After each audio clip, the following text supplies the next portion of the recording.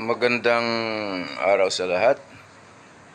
The YouTube channel of the Fraternal Order of Eagles, Limbas Law Corner is back to once again render public service in the field of law for our countrymen, or ang aming pagbabahagi ng kaunting kaalaman sa batas para sa sambayanang Pilipino.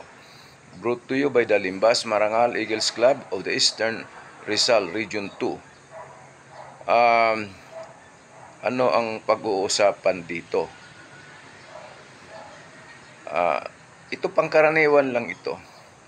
Kung ikaw ay complainant, isang criminal case, syempre gagawa kayo ng complaint affidavit. Saka affidavit ng mga testigo, ng mga witnesses. I-affidavit ito, kaya dapat pinanunumpaan ayon sa batas. So ang tanong, saan ka manumpa? Ito maraming hindi nakakaalam, pero maliit na bagay. Sabihin, di doon sa notary public. Ang sagot ay hindi sa notary public. Kung ang gumawa ng reklamo tumulong sa inyo, yung mga pulis o kaya yung sa NBI, ay walang problema. Doon na yan manunumpa sa pulis, saka sa NBI. O kaya, kung kayo mismo ang gumawa, o tinulungan kayo ng marunong namang gumawa, o kaya ng lawyer, saan kayo manunumpa? Sa notary public? Ang sagot ay hindi. Doon kayo manunumpa sa prosecutor.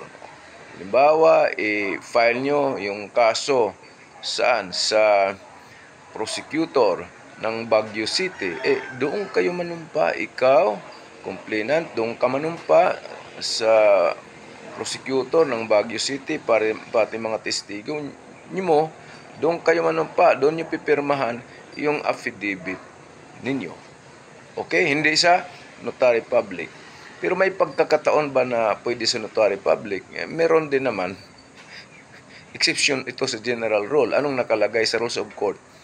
Kung walang prosecutor sa inyong lugar, walang pulis, isa ka pa lamang pwedeng sa notary public. Bakit? Wala bang prosecutor sa Baguio City? Wala bang mga pulis? Kaya medyo napakalabo ang exception. Malabo. Kasi lahat ng panig ng Pilipinas, merong prosecutor, yung mga syudad, mga probinsya, at merong pulis. Notary public, ay maraming lugar pa nga, walang notary public. O sana naliwanagan itong ating mga kababayan. Kasi kung pupunta kayo sa notary public, natural may bayad. Doon sa police or NBI or sa Office of the Prosecutor, doon kayo manugpa, doon kayo pumirma ng inyong affidavit, wala namang babayaran. Sana nakapaglingkod na naman itong aming club, the Limbas Marangal Eagles Club ng Eastern Rizal Region 2. Maraming salamat at magandang araw sa lahat.